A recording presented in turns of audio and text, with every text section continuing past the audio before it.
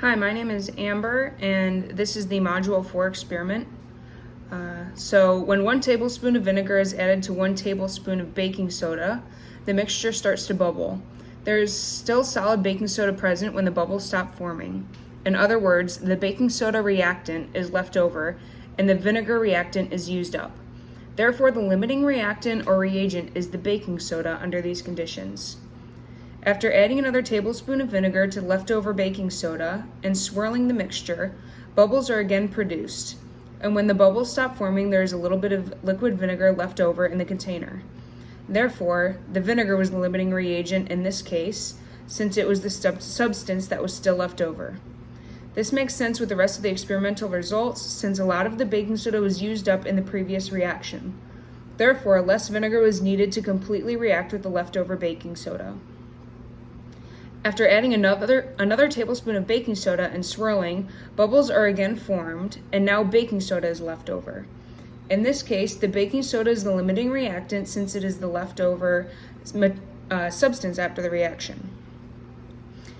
With 1 teaspoon of baking soda and 1 teaspoon of vinegar, after it is swirled, bubbles form.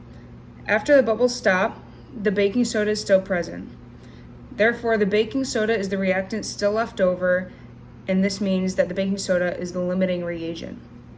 Next, I add vinegar until there is no more baking soda.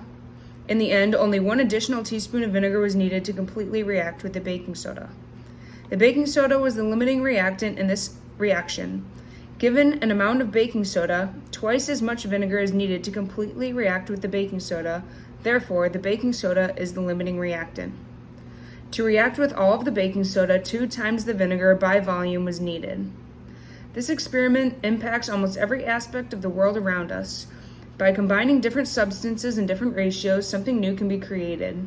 Like we studied last module, adding heat and reacting iron ore with the carbon monoxide makes a more purified form of iron. In another way, to make concrete, several types of materials are mixed together to change their core properties and make a strong material. Overall, the mixing of different substances could change their combined properties through chemical interactions.